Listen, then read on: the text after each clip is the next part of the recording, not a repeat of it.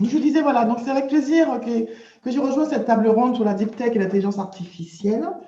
Et je serai la modératrice hein, pour vous accompagner sur les sujets Entendu. relatifs à ce point-là, pour qu'on partage nos infos et nos idées, et surtout dans une logique de penser à la Guadeloupe de demain. Alors avec moi autour de la table ronde, j'ai trois autres panélistes, hein. On a Sarah Marchand. Donc Sarah est la fondatrice de la société eBoost Conseil et Business Coach. Elle accompagne au développement des entreprises, l'acquisition et la fidélisation de leurs clients via une stratégie des outils digitaux et des outils d'intelligence artificielle. On a également Charlie Clermont. Donc Charlie est directeur technique à Synaptic, hein. Merci. Oui, oui. Il milite depuis 2004 hein, pour faire progresser l'informatique décisionnelle en open source, tant à travers son activité professionnelle que dans l'animation de communautés, telles le Hadoop, User Group France et le Paris Spark Meetup. Et on a Maëlisa Seymour. Maëlisa est CEO et cofondatrice de Codist. Elle est également Data Product Manager. Maëlisa a créé en 2019 Codist et Codist a pour mission de démocratiser l'écriture et la maintenance du code informatique grâce à l'intelligence artificielle. Après une école généraliste et d'ingénieur, Maëlisa se spécialise dans le traitement de la donnée avec un master en maths appliquées et data science. Elle évolue d'abord dans des grands groupes avant de créer son entreprise. Et au cours des 2 dernières années, sous la direction de Maëlisa, Codist a apporté des contributions majeures dans le domaine de l'intelligence artificielle appliquée au code informatique, tout en rassemblant une communauté de 50 000 utilisateurs. Elle a également comme cheval de bataille l'utilisation de l'IA comme un outil pour créer et modeler un meilleur futur. Donc, on va essayer aujourd'hui de discuter sur la deep tech et l'intelligence artificielle. Mais déjà, pour commencer, on va essayer de faire un rappel rapide hein, de ce que c'est la deep tech. Alors, à l'époque, on parlait d'high-tech. Donc aujourd'hui, c'est Exit l'high-tech et c'est deep tech. Hein, bienvenue. C'est un nouveau mot qui est utilisé surtout pour concentrer un peu tout l'intérêt qu'ont certains acteurs de l'innovation et les pouvoirs publics. C'est quelque chose qui va permettre de désigner un projet porteur d'une rupture technologique. Alors, on va retrouver dans la deep tech tous les domaines qui font notre quotidien, hein, que ce soit pour résoudre des problématiques de réchauffement climatique, l'industrie du futur, qu'on veut parler de la lutte contre le cancer ou encore le mieux manger, hein, les sujets sur l'agroalimentaire, on trouvera les deep tech. Alors, il y a un point quand même qui est important aussi, c'est que la deep tech, il faut le préciser, c'est un projet qui porte une innovation de rupture, mais qui est surtout un lien fort entre la science et l'industrie. Et ce point est important parce que j'ai encore eu une discussion il n'y a pas longtemps avec les industriels qui pensent que la recherche est quelque chose de très éloigné de la réalité, quelque chose qui n'amène pas de réponse immédiate. Ça, je tiens à le préciser que c'est quelque chose qui est beaucoup plus appliqué aujourd'hui et qui vient répondre à un vrai besoin. On ne finance pas la recherche, et encore plus la recherche privée. Il n'y aura pas de financement si cette recherche n'a pas vocation à créer de l'emploi. Donc ça, là-dessus, c'est clair. Et c'est dans ce sens-là que depuis 2018, en France, il y a une accélération pour rendre cette recherche plus visible, plus accessible, un petit peu vulgarisée, éviter que les gens aient cette crainte d'approcher les laboratoires et aller chercher les pépites qui s'y trouvent, parce que c'est aussi l'objectif que se donne le gouvernement de devenir une des puissances au niveau des deep tech dans le futur. Alors, les avancées technologiques et scientifiques qui ont eu lieu on va dire, dans les années 2000 ont amené vraiment un bouleversement, ont élargi considérablement le champ des possibles. Et aujourd'hui, on se rend compte qu'il est beaucoup plus facile de récupérer ou de transférer une technologie, contrairement à avant où c'était directement du laboratoire à un grand groupe. Aujourd'hui, il y a des écosystèmes qui se créent. On a des écosystèmes qui se créent. Dans cet écosystème, on trouvera un chercheur, une jeune entreprise innovante ou un porteur de projet, un particulier qui veut créer son entreprise. On aura un investisseur, on aura un incubateur, un accélérateur. Tout cet ensemble se structure autour de la deep tech et autour du porteur de projet. Et à juste titre, il y a encore eu, il n'y a pas longtemps, ça s'est clôturé début mai, un dispositif qui a été mis en place justement pour accompagner des porteurs, des entreprises, quelles qu'elles soient, qui ont l'envie de prendre un projet, une pépite, deep tech, dans une technologie, et de la mettre sur le marché. Alors, tout ça fait bien sentir qu'il y a une émergence parce que la crise sanitaire est passée par là. On a bien vu avec cette crise sanitaire qu'il fallait penser différemment. qu'il fallait retrouver un petit peu son autonomie aussi bien sanitaire, économique. On a vu comment on a été coincé sur les vaccins et tout ça parce qu'on ne produisait plus de vaccins en France. On se rend bien compte qu'il y a besoin de travailler autrement. On a dû s'adapter pour travailler autrement, pour voyager, se déplacer autrement, ça s'est accentué. Donc voilà, aujourd'hui, les deep tech, c'est un petit peu tout cet ensemble-là qui regroupe des choses, des domaines qui permettront, dans des cas métiers, d'avoir un métier un peu à plus haute valeur ajoutée et venir un peu révolutionner tout un pan de notre société. On a envie que les entreprises aillent de plus en plus dans les laboratoires chercher ces technos-là parce qu'elles sont accessibles, elles sont disponibles et il y a des écosystèmes qui se créent. En quelques chiffres, on pourra dire qu'entre 2018 et 2020, c'est plus de 200 startups deep tech qui ont été créées. Ça montre bien que le modèle deep tech, le lien académique et industriel fonctionne. Donc, il n'y a plus qu'à aller chercher parce qu'il y aura un écosystème qui accompagne. Et puis, c'est 220 millions d'euros d'investissement en 2020 qui ont été levés sous forme de subventions ou de financement en avance remboursable. Donc, tout ça se fait parce qu'on sent bien que les deep tech, c'est la solution pour répondre à nos défis de demain. Tous ces besoins qu'on a de rapidement générer une économie décarbonée, de pouvoir produire autrement, parce que ça va toucher la chaîne de production. On voit bien qu'aujourd'hui, les entreprises se modernisent. La DRH pense à revoir un peu son process parce qu'on est dans le télétravail. On a de plus en plus de systèmes qui permettent de soigner à distance, donc le problème de santé, etc., etc. Donc, il y a tout un pan et tout un business à développer à ce niveau-là. Et ça me permet de faire une transition parce que la deep tech recouvre beaucoup de domaines, dont l'intelligence artificielle. C'est un des domaines qui traite justement dans la deep tech. Et aujourd'hui, il y a des enjeux forts parce qu'il y a beaucoup d'opportunités, comme je le disais, de business. Et la question qu'on va se poser, c'est les enjeux qu'il y a derrière l'intelligence artificielle pour la Guadeloupe, globalement, et pour la Caraïbe. Il y a des enjeux qui se positionnent, qui existent, qui apparaissent. Comment les saisir et plus simplement, qu'est-ce qu'on a en Guadeloupe comme enjeu qui serait à saisir, notamment dans une vision post-Covid, et en sachant que Sarah Marchand a une bonne connaissance de l'écosystème, puisqu'elle accompagne les entreprises et qu'elle est présente dans leur stratégie. J'aimerais avoir l'avis de Sarah sur ce point-là, qu'elle nous donne un petit peu les enjeux qui se présentent en Guadeloupe et au niveau de la Caraïbe pour la deep tech et l'IA en particulier. Est-ce que Sarah, je ne sais pas. Oui. Du coup, pour moi, les enjeux, pas, oui. Vous m'entendez? Non, non, là un peu. C'est bon. Oui. Donc, ce qu'on a pu remarquer ces dernières années, et en particulier sur le post-Covid, c'est que les entreprises... Non, on n'entend pas bien. C'est que les entreprises qui vont progresser aujourd'hui, finalement, c'est des entreprises qui ont mis de la donnée au centre de leur stratégie et qui utilisent aussi les algorithmes d'intelligence artificielle. Donc, pour moi, aujourd'hui, l'enjeu, vraiment, c'est vraiment la pérennité de l'entreprise. Donc, pérennité de l'entreprise en utilisant les données et l'intelligence artificielle. Et l'autre enjeu, pour moi, que je vois, c'est que finalement, en utilisant ces données, l'intelligence artificielle, on va pouvoir se différencier sur son marché. Donc, se différencier sur son marché local, mais aussi on a toutes les infrastructures et tous les outils pour aller aussi se positionner à l'international. Donc pour moi, vraiment, l'enjeu pérennité de l'entreprise et prendre des parts de marché à l'international. Donc en fait, ce que tu dis, c'est que grâce à l'IA, on va pouvoir se différencier sur son marché. Donc aujourd'hui, les acteurs en Guadeloupe et dans la Caraïbe vont pouvoir profiter de ce mouvement pour aller à l'international avec l'écosystème qui est disponible. Oui, c'est exactement ça. Puisque aujourd'hui, on a des environnements cloud à disposition. On a le coût matériel qui a vraiment baissé. On a à disposition tout un environnement d'algorithmes IA open source, dont par exemple Python est un incontournable.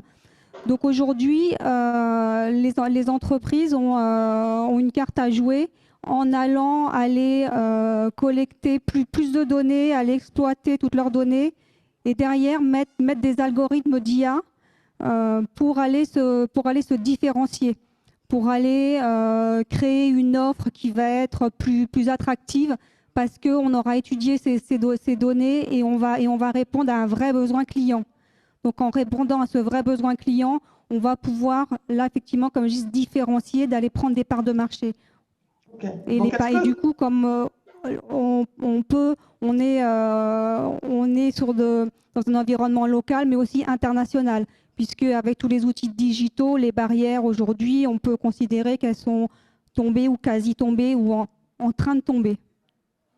Alors, après, il y a aussi l'effet de la taille. Hein. On sait qu'aux Antilles, on est dans un contexte un peu particulier, une insularité qui joue. On n'est pas seul à être dans le domaine de l'IA. Donc, il y a des enjeux forts qui sont à saisir. Et très souvent, on sait que quand il faut aller récupérer, on va dire, du financement, il faut un petit peu justifier par rapport à d'autres que l'argent doit tomber chez soi et pas chez les autres. En termes d'enjeux, est-ce que tu penses qu'on a aux Antilles et dans la Caraïbe globalement des moyens de profiter de tout ça des cartes à jouer? Oui, comme je disais. Autour de nous, oui. Comment pouvoir s'associer autour de nous avec d'autres personnes pour pouvoir profiter de cet enjeu-là, économique, sociétal, créer de l'activité? Est-ce qu'on a une carte particulière à jouer en Guadeloupe là-dessus? Est-ce que tu imagines ou que tu vois des pistes qui pourraient aider les acteurs que tu connais bien sur ce domaine-là?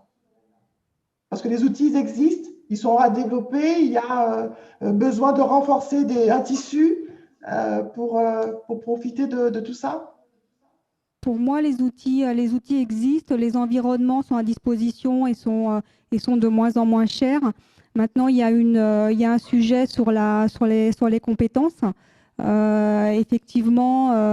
Effectivement, pour aller sur les problématiques d'IA, donc il faut avoir un certain nombre de compétences. Par exemple, il va falloir maîtriser tout ce qui est données, modélisation de données. Il va falloir maîtriser les environnements informatiques, les langages comme Python. Donc, il y a des compétences à avoir. Mais aujourd'hui, avec le digital, les entreprises peuvent aussi se former sur ces différentes techniques. Donc, elles peuvent se former, elles peuvent se faire accompagner sur ces différentes techniques, puisqu'on peut se faire accompagner maintenant beaucoup en distanciel. Et aussi, juste une petite remarque, par exemple, en Guadeloupe, nous avons un master qui va traiter autour des sujets de la science des données. Okay. Donc, pour moi, les compétences sont là, peuvent être là, peuvent se renforcer. Alors, c'est bien que tu introduises la notion de compétence, hein, parce que c'est également un point qui fait partie des clés pour réussir dans ce domaine-là. Vous m'entendez? Parce que tu vas pencher la tête. Est-ce que c'est bon au niveau du son? Ça va. OK. Donc, justement, c'est bien que tu introduises la notion de compétence, hein, parce qu'il est vrai que l'IA, tout le monde en parle, et il ne suffit pas de faire de la digitalisation pour être dans l'IA. Il y a des compétences qui sont nécessaires pour gérer la donnée. Depuis un moment, on en parle de cette donnée à capitaliser, de cette donnée à collecter. Et là, je poserai la question à M. Clermont, justement, Charlie, qui se fait d'ailleurs le défenseur au niveau de l'open source, à vulgariser pour que les utilisateurs puissent s'en servir. Donc, à votre avis, Charlie, au niveau de l'écosystème aux Antilles, en Guadeloupe, est-ce qu'il y a ce qu'il faut? Quelles seraient les compétences et les profils, comme disait tout à l'heure Sarah, qu'il faudrait aller chercher, les mettre en musique? Comment faire? Qu'est-ce qui existe chez nous et qu'il faudrait compléter ou développer?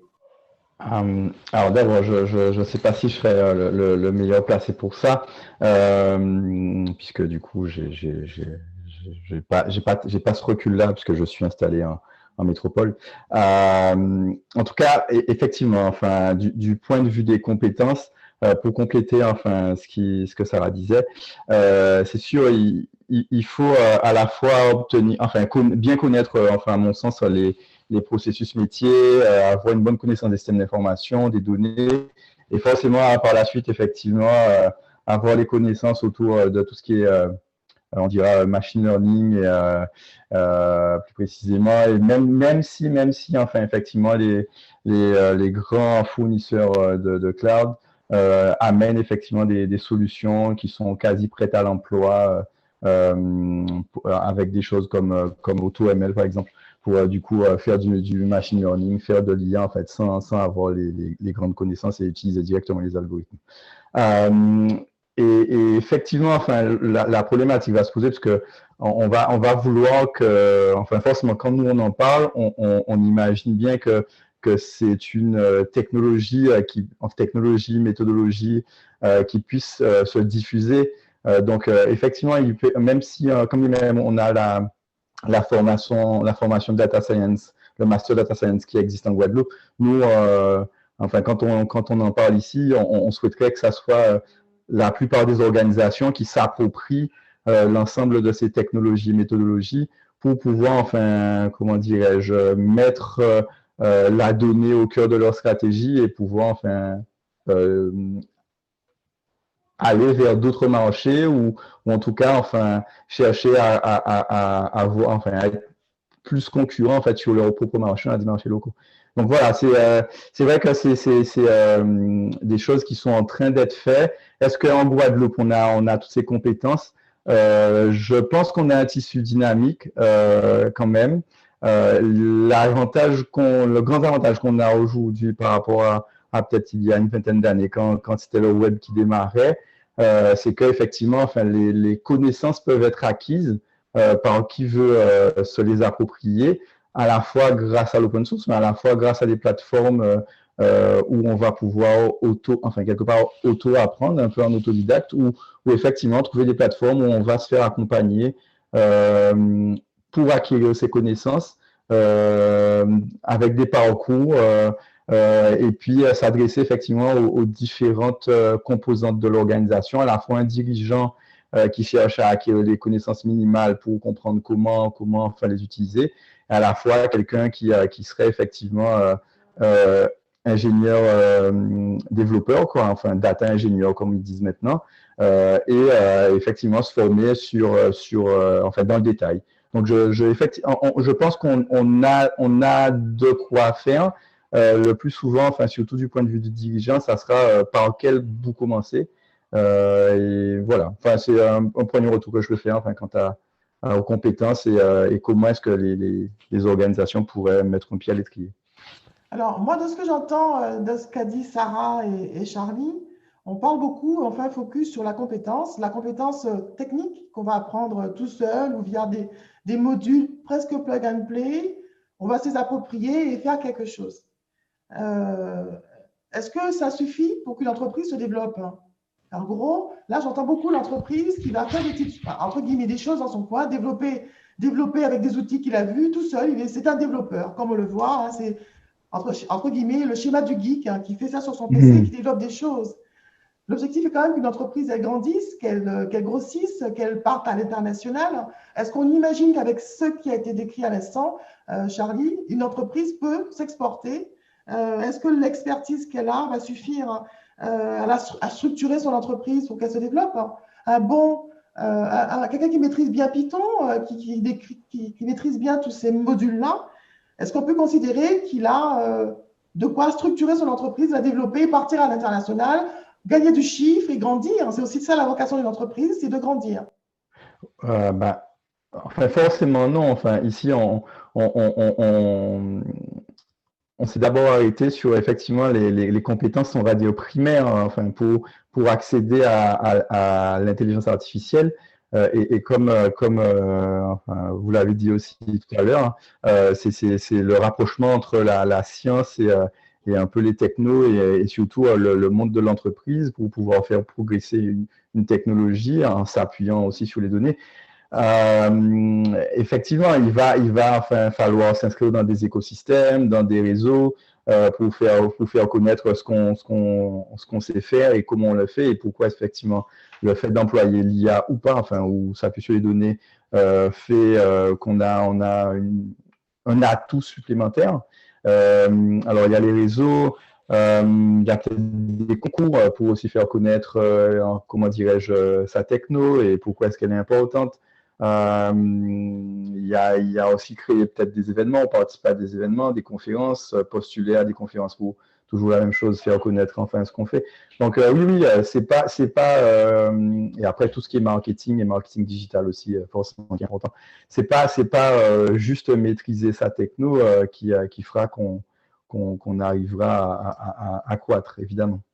Je crois qu'il y a tout un maillage à faire pour pouvoir rencontrer les bonnes personnes, hein, faire les bonnes rencontres, notamment on parle au niveau du réseau. C'est extrêmement important, la vie du réseau, et Guadeloupe Tech est un bel exemple, hein, d'être dans un réseau, de faire les bonnes rencontres, de trouver les bons investisseurs, parce que le profil de l'investisseur dans la deep tech et dans l'IA évolue.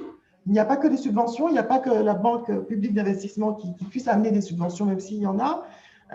Il faut avoir les bons mentors et être bien entouré. Et c'est ce qui nous permet de passer la main à Maëlisa sur, on va dire, le quotidien d'un créateur, parce qu'elle a créé excusez-moi, est-ce que je... entreprise. Je pense que Maëlisa peut nous expliquer un petit peu les enjeux également en tant que créateur, puisqu'un créateur doit être à la fois capable de développer sa technologie, de recruter pour construire une équipe technique et de vendre son produit. Donc je dirais, Maëlisa, je ne sais pas si elle m'entend, mais selon vous, par quoi commencer quand on est créateur d'une start-up en IA? Comment on pourrait amener des idées, des suggestions pour qu'un créateur sache les premières actions pour se lancer? Est-ce qu'il y aurait une méthodologie à suivre? Alors, du coup, juste une... je voulais terminer sur ce qu'on disait tout à l'heure avant de passer la parole à Maëlisa. En fait, juste pour une petite remarque, une précision par rapport à l'intelligence artificielle. En fait, l'intelligence artificielle, finalement, c'est pas un outil en soi. En fait, c'est un outil au service d'une stratégie marketing, par exemple. Quand on parlait tout à l'heure d'aller se positionner à l'international, d'aller prendre des parts de marché, c'est vraiment un outil dans sa stratégie marketing. C'est ce qui va permettre à sa stratégie marketing de vraiment être personnalisée, avoir une relation client, une expérience client personnalisée. Et c'est en ayant ces contenus personnalisés, ces communications personnalisées qu'on va répondre vraiment aux besoins du client. Et là, du coup, on va pouvoir grandir, puisqu'on va pouvoir avoir des clients qui vont acheter, qui vont revenir acheter, qui vont nous recommander. Et c'est là qu'on va grandir. Et du coup, l'IA est vraiment là juste c'est un outil. Alors, il y a une stratégie marketing. C'est pas tout seul. On n'est pas tout seul dans son coin à faire de l'IA. En fait, quand on fait de l'IA, on travaille avec le marketing. C'est incontournable et on travaille avec l'informatique. Je vais rebondir sur ce que vient de dire Sarah. Et effectivement, j'entends pas du tout. Attends, j'entends pas. Donc déjà, pour moi, pour revenir sur la deep tech, donc la deep tech, c'est vraiment la combinaison de deux éléments très forts. C'est l'accès à des données massives qu'on a aujourd'hui, complétées par un support technologique très puissant qui permet de traiter ces données. Donc, effectivement, une application de la deep tech, ça va être l'intelligence artificielle. On peut avoir de la crypto-monnaie, on peut avoir de la blockchain. Donc, c'est tous ces éléments, c'est toutes ces applications diverses qui allient à la fois des volumes énormes de données et des structures informatiques de plus en plus puissantes. Et effectivement, la deep tech, quelle que soit son application, reste un outil au service de l'entreprise. Ce n'est absolument, en aucun cas, une finalité en soi.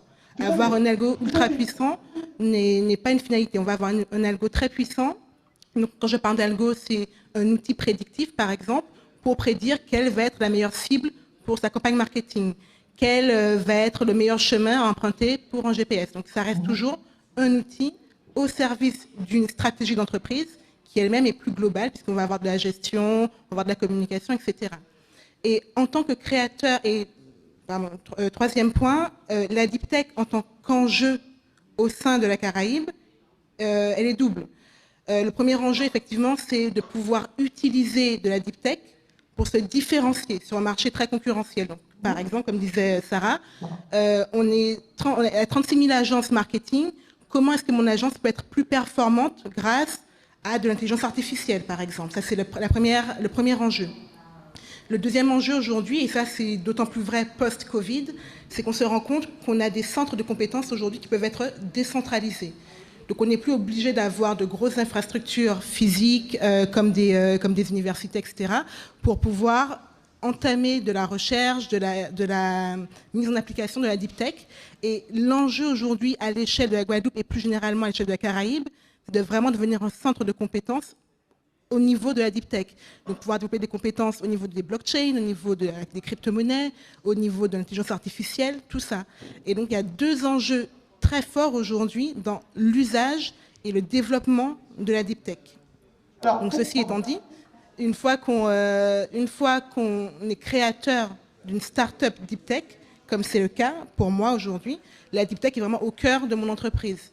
Donc ça veut dire qu'au quotidien, j'ai des enjeux de quelles vont être les données que je vais traiter, où est-ce que je peux les acquérir, comment est-ce que je vais les stocker, comment est-ce que je vais les nettoyer, et ensuite quelle va être la meilleure stratégie d'algorithme que je peux mettre en place pour améliorer mon produit final, qui en l'occurrence pour codiste par exemple, c'est créer un moteur de traduction pour passer du code au langage naturel comme le français, par exemple.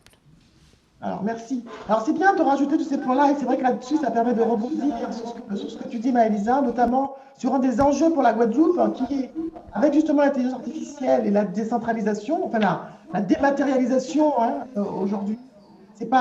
On n'a pas besoin d'avoir des lieux physiques pour réaliser, parce qu'il y a des Fab Labs partout, si on parle matériaux, de choses à fabriquer, si on parle d'algorithmes, on peut en faire partout, et le partage de la connaissance, elle est accessible par tous ces moyens-là. Je voudrais juste préciser, la notion de deep tech par rapport à l'innovation classique, le point vraiment, et là on peut le trouver dans toute la littérature, la définition, la raison même de la deep tech qui va se différencier de l'innovation technologique, c'est le lien très fort avec la recherche, qu'elle soit privée ou publique, dans une boîte, quelle qu'elle soit. Pourquoi? Parce qu'effectivement, on va avoir de la rupture technologique. Et c'est pour ça qu'on dit qu'Uber n'est pas de deep tech, parce qu'il n'a pas de lien avec la recherche, mais c'est une énorme innovation. Ça, c'est un premier point. Le deuxième point, qui est le fait que la Guadeloupe elle a un enjeu à tirer, c'est vrai, parce que c'est un enjeu pour la France hexagonale, mais aussi pour tous ses territoires. Il y a un maillage qui est fait, parce qu'il y a des écosystèmes dans chacune des régions, par filière, qui se fait. Et la deep tech au niveau de l'IA, c'est quelque chose qui se déploie énormément dans nos régions Guadeloupe et tout ça, mais on a aussi la deep tech au niveau de la santé. On a, par exemple, des prothèses cardiaques qui sont suivies, parce qu'elles sont connectées, on arrive à suivre un patient. On a aussi l'intelligence artificielle avec nos vêtements, les vêtements connectés qui vont pouvoir vérifier l'état cardiaque de quelqu'un, ceux qui font de la plongée, ceux qui font les courses et les rails, les trails, etc., etc. Donc, il y a vraiment aujourd'hui un énorme enjeu au niveau deep tech. C'est un domaine qui couvre vraiment beaucoup de problématiques, qu'on parle du réchauffement climatique, que l'on parle de l'industrie du futur pour gérer sa RH, pour gérer son stock, faire des prévisions d'achat, comme tu disais, faire de la finance, etc. C'est de la deep tech parce que les fintech rentrent dans cette logique-là.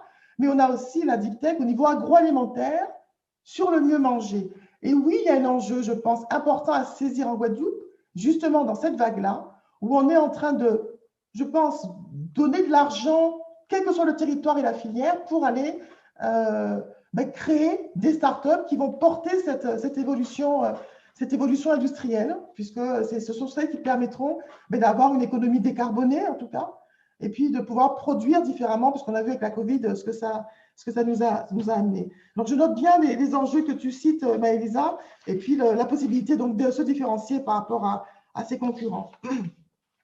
Alors après, justement, parce qu'il n'y a pas que des choses, on dirait, agréables, comme toute entreprise qui se respecte, il y a le côté un peu plus compliqué. Est-ce que vous partagez, Sarah et Maëlisa, un point qui est souvent donné aux entreprises qui sont dans l'IA, qui est qu'elles sont effectivement, elles sont au courant qu'il y a besoin de marketing, mais comme c'est du dématérialisé, très souvent, on a l'impression qu'elles sont moins sensibles aux besoins marketing.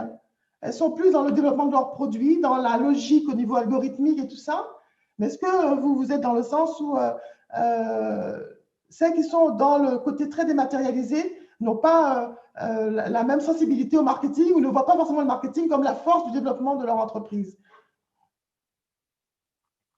Par rapport aux startups technologiques traditionnelles, les startups techno classiques, on a l'impression qu'elles sont plus dans le marketing produit, elles y pensent, elles l'introduisent dès le départ. Par rapport aux startups IA, qui sont plus dans je réfléchis à mon algorithme, je réfléchis à ma solution d'abord fonctionnelle avec mes modules. Oui, donc du coup, effectivement, comme dans toute entreprise, le marketing reste une fonction comme la comptabilité, comme la RH, etc. Donc une startup deep tech reste une entreprise. Même si une start-up, par définition au début, n'a pas de business model clair, si elle veut grossir et vraiment se transformer en entreprise viable, etc., il lui faut une fonction marketing, il lui faudra une fonction comptable. En fait, c'est une entreprise comme les autres une fois qu'elle a trouvé son business model. Donc, il faut démystifier ce côté start-up en disant c'est une boîte de geeks qui va rester enfermée dans un sous-sol et rien faire d'autre. C'est pas du tout le cas. Il y a très peu de start-up deep tech que je connais qui fonctionnent comme ça, puisque l'enjeu, à un moment donné, que ce soit par des levées de fonds privés, publics, ou simplement par du chiffre d'affaires, c'est quand même d'avoir de l'argent pour faire tourner son entreprise. Et encore une fois, dans le contexte caribéen, ça reste également vrai. Donc, quand on remet la deep tech dans le contexte de l'enjeu comme développement pour la Caraïbe, effectivement, il faut bien s'assurer que toute start-up qui démarre ou toute entreprise qui utilise la deep tech pour se développer soit gérée correctement. Et je voudrais... Oui. Finalement, une entreprise qui n'a pas de clients n'est pas une entreprise. Donc, à un moment donné, qu'on soit start-up ou pas, il nous faut qu'on ait des clients. Et à un moment donné, cette préoccupation marketing arrive. Il faut trouver des clients, plus de clients, des clients qui achètent, qui vont revenir, qui vont être satisfaits. Du coup, à un moment donné, si on veut vraiment satisfaire nos clients, trouver des nouveaux, prendre des parts de marché, et à un moment donné, il va falloir s'intéresser à son marketing et à un marketing un peu plus personnalisé sur ce qu'attend le client. Puisqu'aujourd'hui, la concurrence fait que le comportement client aujourd'hui, qui est hyper volatile, fait que si l'entreprise n'a pas une promesse qui va être attractive, n'a pas une promesse pour le client qui va vraiment l'intéresser, en fait, le client il va aller ailleurs. Donc à un moment donné, le marketing va arriver dans les préoccupations de la start-up ou de l'entreprise. Et le marketing personnalisé, et donc derrière, le marketing personnalisé veut dire mettre des algorithmes d'IA. D'accord, ok. Alors, quels sont les risques et les principales difficultés alors qu'elles rencontrent, selon vous? Une fois qu'elles ont leur marketing, quelles sont les principales difficultés rencontrées par ces entreprises? Puisqu'on a fait le marketing, on a développé l'algorithme qui va bien, donc tout va bien, on a l'argent.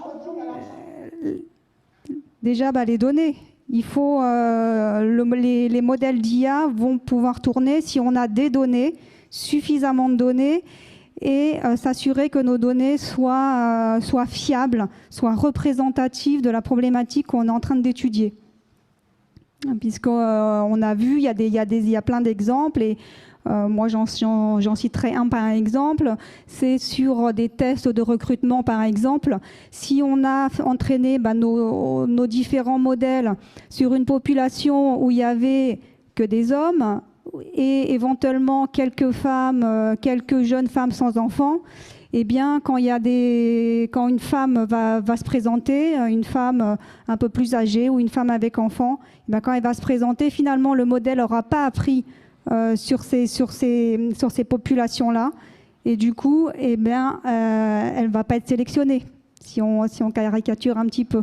Vous voyez, donc la fiabilité, vraiment, la donnée est au cœur de la problématique d'IA. La donnée, voilà, au cœur, et c'est un incontournable. J'aimerais rebondir juste sur ce que Sarah vient de dire, sur l'importance de la donnée, pas uniquement dans le cadre du marketing, mais dès qu'on cherche à monter une approche data, ou même deep tech, tout simplement, c'est vrai que la donnée est au cœur de toutes les préoccupations. Lorsqu'on veut atteindre une finalité qui va être l'objet de la prédiction, par exemple, donc on disait prédire des données marketing, prédire la gestion de stock, prédire les nouvelles fonctionnalités à développer pour son produit. Ce qui est très important et l'enjeu sur lequel énormément d'entreprises aujourd'hui butent, puisque c'est vraiment une pierre d'achoppement, c'est quelles sont les données que j'ai en entrée et quelle est leur qualité. Et pour moi, c'est là que réside le tout premier enjeu de développement de la deep tech au niveau de la Guadeloupe et de la Caraïbe. C'est vraiment se différencier par le soin qu'on apporte à la qualité de la donnée qu'on a en entrée de nos process. Et là, je pense que Charlie pourra compléter, c'est effectivement, on a énormément de données à disposition grâce à l'open data aujourd'hui. Et donc, la difficulté qu'on avait avant à créer des cohortes d'individus ou à récupérer des données de fonctionnement, comme des logs informatiques, par exemple, a énormément diminué, puisque cette notion d'enjeu de la donnée s'est démocratisée.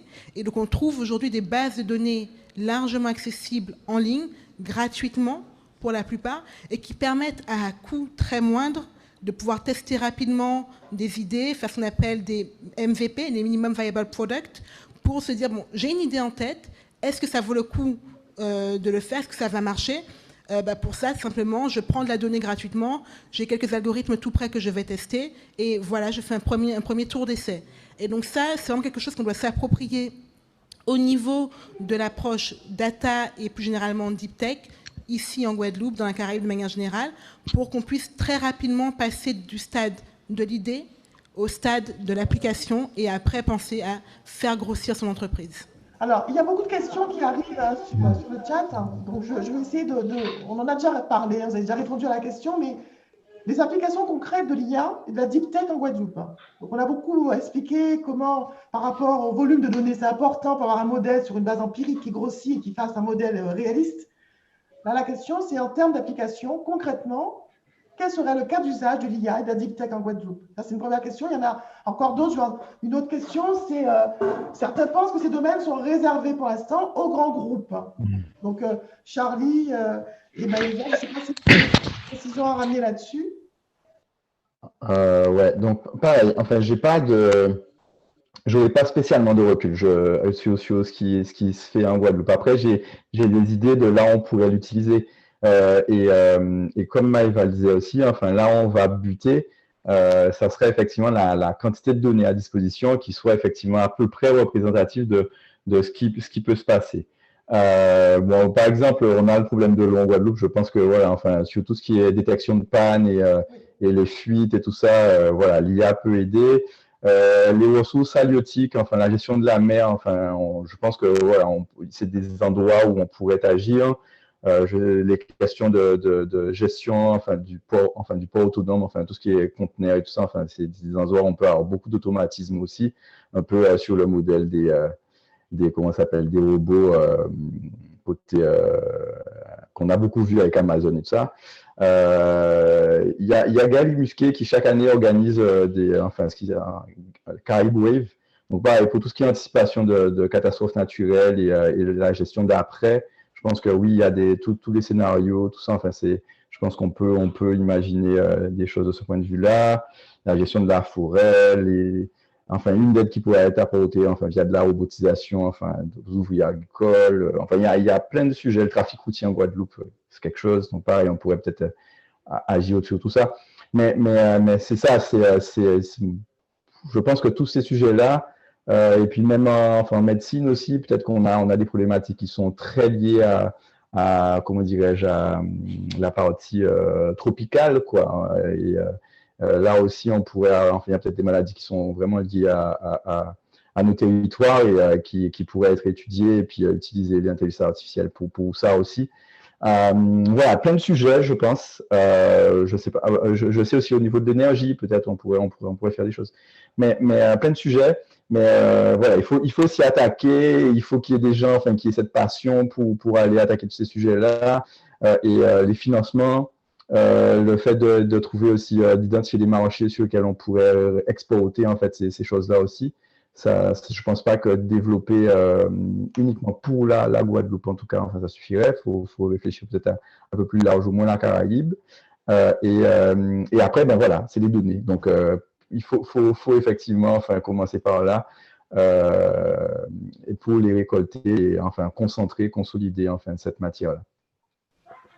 Alors, tu as mentionné différents exemples d'applications en parlant d'idées, mais il y a aujourd'hui des applications concrètes. Donc, par exemple, tu as une start-up qui s'appelle Dataleak, qui utilise massivement des données satellitaires pour pouvoir détecter depuis l'espace des zones potentielles de fuite au niveau des canalisations.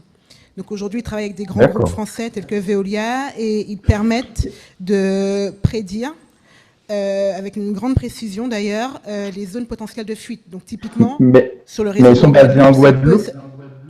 Non, ils sont basés en France. Ah.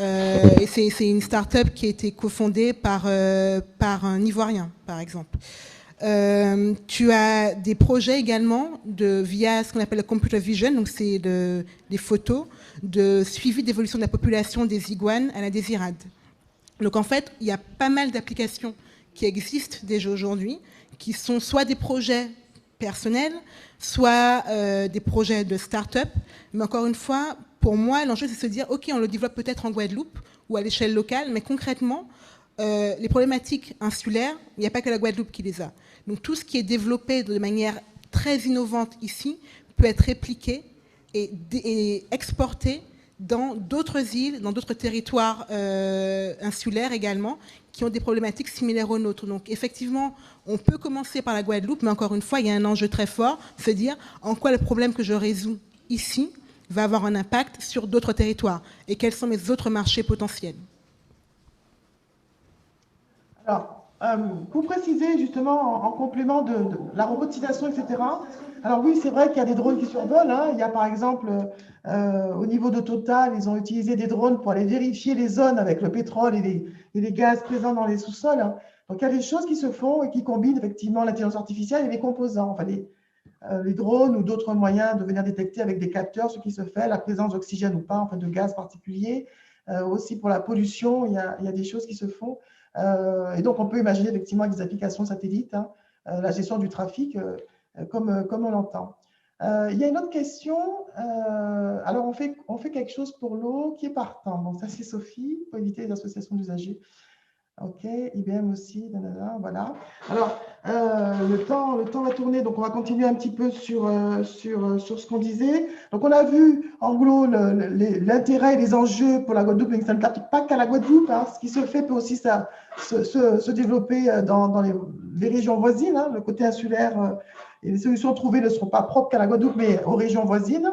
On a vu également que les applications étaient larges, et qu'il y avait des choses qui se faisaient dans l'Hexagone et qui sont applicables en Guadeloupe et on ne va pas réinventer, d'où le besoin de voir ce qui se fait, de connaître son projet.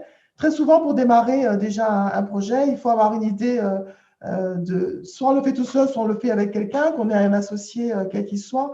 Il faut pouvoir un peu diagnostiquer son projet, voir la viabilité de ce projet-là. Ça peut répondre à une question sur comment se lancer, une start-up IA ou une autre. Hein. Il y a quand même des questions à se poser avant de le faire.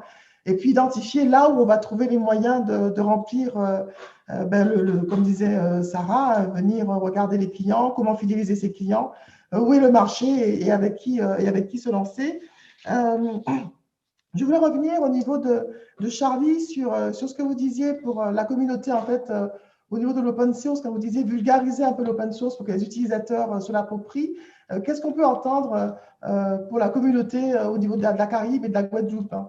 Que ça, c'était un point que vous avez souligné, que c'était un des combats que vous meniez. Comment on peut... Ok. Tout à l'heure, on a dit que ça suffisait pas, effectivement, qu'il y ait les technologies et qu'on sache se les approprier. En tout cas, effectivement, il y en a pas mal, et il y en a pas mal qui peuvent aider effectivement à se lancer. Et il faut les faire connaître. Donc, l'une des grosses technologies aujourd'hui qui a beaucoup moins le vent en poupe, puisque les technologies cloud vont un peu évincé, on dira, c'était Hadoop, et donc du coup, on avait créé cette communauté depuis 2012. Aujourd'hui, encore, on continue un petit peu à la promouvoir. On a été 1500 en fait sur ce groupe-là, et de l'autre côté, sur le Paris Spark Meetup, donc Spark qui reste une technologie effectivement, pour l'intelligence artificielle et pour tout ce qui est big data et traitement de données massives. Donc là, on était à quelques 3000. Donc un très beau groupe avec des très jolis meet-up en physique. À l'époque, on réunissait jusqu'à 300 personnes. Donc voilà, l'idée c'était de vulgariser, faire connaître des technologies qui peuvent aider les organisations, quelle que soit leur taille, pour effectivement s'approprier la donnée et la mettre au sein en fait de leurs organisations. En Guadeloupe aussi, on a fait ça, effectivement, même via Guadeloupe Tech et le Guadalug. où effectivement on s'est réunis, enfin j'ai participé, enfin quand j'ai eu l'occasion de me rendre en Guadeloupe avec effectivement Olivier Ouatteb, Betty, pour effectivement promouvoir en fait des technos open source qui pouvaient aider. Donc oui, en fait, je pense que c'est une bonne façon de vulgariser. Aujourd'hui, il existe plein de façons de se rencontrer et promouvoir enfin, ce type de technologie. Et par exemple, sur le mode du webinaire ou de conférence en ligne, comme on est en train de faire, c'est aussi une bonne façon. Et après, resterait effectivement la possibilité aussi des témoignages, des gens qui viennent expliquer comment est-ce qu'ils ont pris en main ce type de techno, qu'est-ce qu'ils en ont fait, simplement pour montrer l'exemple, donner les exemples. Typiquement, enfin, j'aime beaucoup, enfin, soit participer aux conférences, enfin, qui viennent des États-Unis, soit effectivement y aller. Et ce dont je me rends souvent compte, c'est que c'est justement toutes ces grandes organisations qu'on connaît aujourd'hui. Enfin, on a cité Uber tout à l'heure, mais on pourrait citer Yahoo ou d'autres, Google, où justement ils viennent montrer comment est-ce qu'ils ont mis en œuvre enfin, ce type de techno. Et on peut souvent regretter que justement, enfin, sur le territoire français, et je ne sais pas à quel point c'est sur, enfin, en Guadeloupe ça se fait, et dans la Caraïbe, à quel point justement les entreprises, une fois qu'elles ont mis en œuvre enfin une technologie particulière, que ça soit de l'open source ou non, qu'elles viennent en parler à la fois pour faire connaître et pour montrer effectivement enfin, quel a été l'enjeu pour l'entreprise, au-delà de la technologie, au-delà de la méthodologie. Parce que, comme on disait tout à l'heure, c'est ça qui est important, c'est la valeur qu'on va venir créer pour l'organisation ou la valeur qu'on va venir créer pour le client de cette entreprise, enfin, pour améliorer le processus ou l'activité de cette entreprise. Donc, c'est ça qui à mes yeux, est très important, au-delà des technos et au-delà enfin, de l'open source que j'apprécie énormément, surtout sur l'aspect mutualisation et partage. Alors, merci Charlie pour cette précision. Pour revenir sur ce que vous disiez à l'instant, je voudrais rajouter par rapport aux outils, je voudrais rajouter que quand on veut démarrer sur des problématiques d'IA, je pense qu'aujourd'hui, il faut démarrer avec le langage informatique Python. Python est un incontournable aujourd'hui, un incontournable dans les populations informatiques, data scientists. Donc vraiment, si on veut démarrer, c'est vraiment sur ce langage-là qu'il faut aller. Et ensuite, après, regarder des éditeurs comme Jupyter, par exemple, qui vont vraiment nous aider sur ces problématiques d'IA. Et pour rebondir aussi sur ce que disait Charlie, et on en discutait avec Sarah la dernière fois, c'est vrai qu'aujourd'hui, le premier pas à franchir quand on veut monter un projet Deep Tech, par exemple, c'est de comprendre la valeur ajoutée qu'il y a à le faire. Et cette notion de partage, de retour d'expérience, c'est très, très, très important pour dire, OK, ça va vous demander un investissement initial élevé, puisqu'effectivement, il faut rassembler les données, mettre en place l'infrastructure, monter en compétence sur les différents langages et autres. Mais concrètement, une fois qu'on a passé ce pas initial, voici tout ce qu'on peut en tirer. Et avoir ce type de colloque avec des retours d'expérience concrets, réels, et pas que des cas d'usage théoriques, ça apporte beaucoup à ceux qui hésitent à franchir le pas. Alors, pour franchir le pas aussi, je dirais qu'il y a un truc qui est important, c'est de savoir ce qu'on veut porter comme projet. Parce que quand on entend, oui, il faut maîtriser Python, c'est vrai qu'il y a des langages à maîtriser, mais avant de commencer à coder, je pense que les gens, quand on voit les questions qui sont posées, qu'est-ce qu'on fait pour la gestion de l'eau, qu'est-ce qu'on fait pour aider les ouvriers, la rude, je pense qu'il n'est pas vraiment suffisant de savoir coder en utilisant certains langages, il faut déjà savoir sur quel sujet on pourrait se lancer. Et c'est vrai que là-dedans, il y a des choses qui existent et des opportunités qui sont proposées, comme vous disiez, ces conférences ou ces échanges, sur les thématiques et dans des filières, que les gens puissent voir un peu quels sont les dispositifs qui existent, quel type d'équipement, de robots pourraient les aider à lancer leur entreprise, sans forcément connaître le sujet, qui s'associerait ensuite à un porteur technologique sur un type de robot, sur un drone ou un système au niveau de la biologie s'il s'agit de la santé, de façon à ce qu'ils puissent trouver un associé, un encadrement, un écosystème qui l'aidera déjà à savoir quelle est la valeur ajoutée qu'il amènera, comment il va répondre à un cas d'usage métier, puisqu'on voit que la force de l'IA, c'est surtout dans la réponse à un cas d'usage métier, dans tout ce qu'on décrit, hein, que ce soit pour l'eau, que ce soit pour la satisfaction d'un besoin d'un particulier. On est sur une logique métier dans l'industrie, dans la santé, dans l'agroalimentaire, Et une fois qu'on a l'idée du métier auquel on va répondre, et bien on va pouvoir soit aller chercher la personne qui a la compétence technique et s'associer à elle, soit parce qu'on est un technique, aller chercher la techno en quelque part, là où il y a bien un brevet ou autre, et puis s'entourer d'un écosystème parce qu'ils sont existants partout. Partout aujourd'hui, il y a vraiment un maillage qui est extraordinaire. Ce qui n'était pas le cas il y a 5-10 ans, ce n'était pas vrai, c'était la croix et la bannière pour trouver de l'information. Aujourd'hui, parce que c'est un enjeu vraiment sociétal, la France n'a pas d'autre choix que de dire aux gens comment déjà aider à avoir une production locale, quel que soit le territoire sur lequel on se trouve, en Hexagone et en Outre-mer, savoir produire en étant de plus en plus décarboné. Tout ça, il faut qu'on ait dans la tête sur l'après-Covid. Il y a de l'argent. Bon, l'argent, ce n'est pas un souci, même si c'est parfois difficile à trouver, mais il existe. Maintenant, c'est comment mettre en mesure, comment créer ma structure, sur quelle problématique je me pose.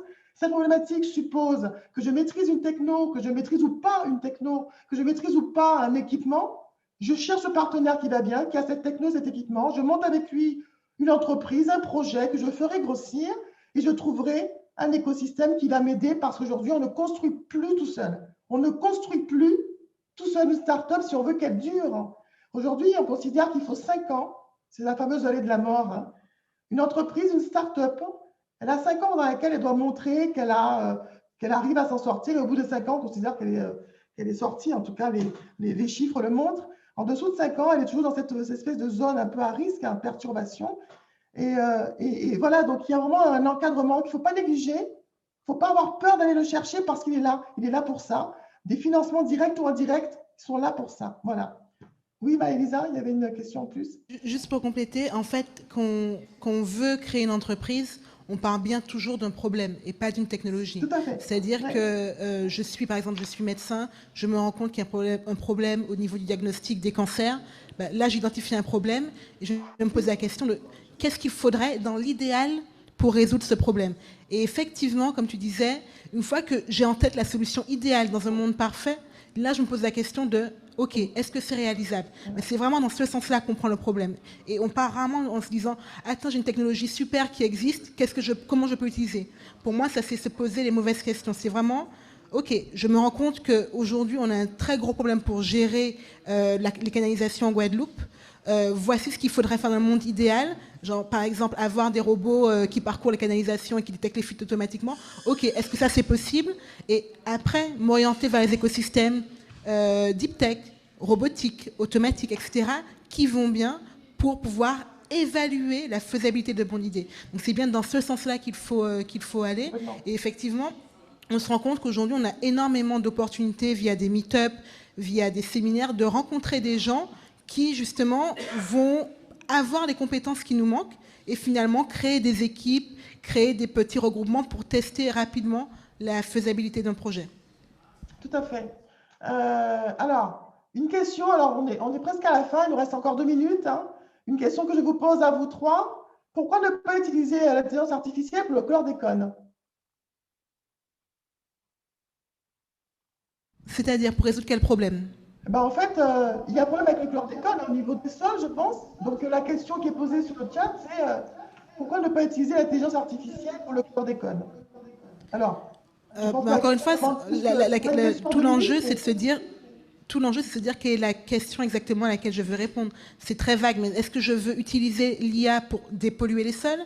Est-ce que je veux utiliser l'IA pour détecter les sols pollués? Ça varie.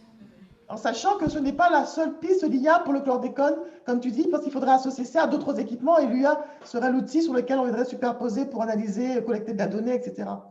Une idée d'application très simple, c'est de se dire on va cultiver différentes productions sur des sols pollués et détecter les cultures qui sont le moins contaminées à la fin.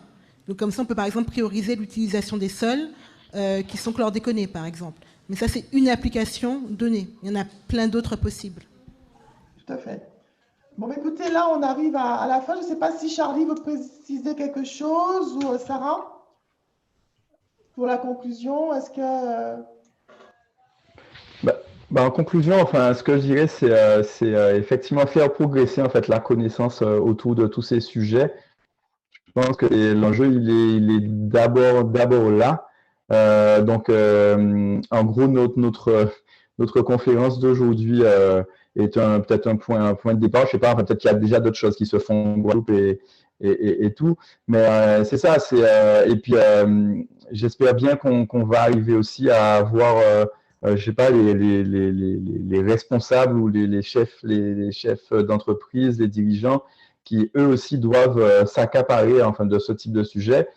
Évidemment, peut-être que ça ne sera pas eux qui les traiteront, mais c'est très important enfin, que du coup, ils aient en tête ces sujets-là, voir comment est-ce que ça peut progresser. Et l'exemple que je voudrais prendre, c'est voilà, enfin, il y a 20 ans, enfin, le web et puis le mail, enfin, peut-être qu'il y avait peu de gens enfin, qui l'utilisaient au quotidien. Donc voilà, l'idée, c'est de se dire, OK, si on se positionne comme ça, comment ça sera effectivement dans 20 ans. Bon. Sarah, je ne sais pas si Sarah a quelque chose à dire, sinon on va en rester là. On a déjà dépassé encore 2 mots et... Je voulais juste ajouter, effectivement, pour renforcer encore ce que disait Maëlisa, vraiment, l'IA répond à une problématique, à un problème posé. Donc, en tant que start-up ou entreprise, quand on souhaite aller sur des sujets d'IA, bah déjà, on va commencer petit, on va identifier est-ce que j'ai dans mon entreprise vraiment quelque chose qui me pose problème, quelque chose que je veux résoudre.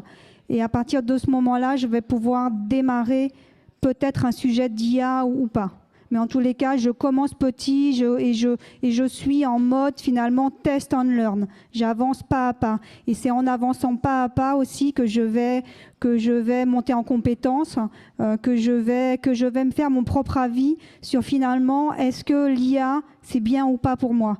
Est-ce que je vais pouvoir le déployer à une échelle un peu plus large ou pas? Bon, ok. Alors écoutez, moi je vais vous remercier en tout cas pour ce moment. Même si parfois c'était difficile de s'entendre et de répondre clairement aux questions, parce que j'avoue que j'arrive pas à trop bien vous entendre. Hein. Donc, 2 grands points pour se lancer, faire évaluer son projet, intégrer un écosystème, un dispositif, de façon à être aidé, à rassembler les compétences et ressources et les comprendre. Pour grandir, on voit donc que l'excellence ne suffit pas. Il faut un petit peu savoir les gens qui sont autour et qui vont vous aider. Voilà, et puis n'hésitez pas à participer à différents événements, à voir ce qui se fait. Et c'est peut-être le début justement d'une prise de conscience du champ des possibles avec les deep tech et un focus sur l'IA pour notre Guadeloupe et les régions voisinantes. Merci beaucoup. Bonne soirée, enfin bon après-midi pour les gens en Guadeloupe. Hein, et puis, merci à vous. Merci beaucoup. Merci à vous.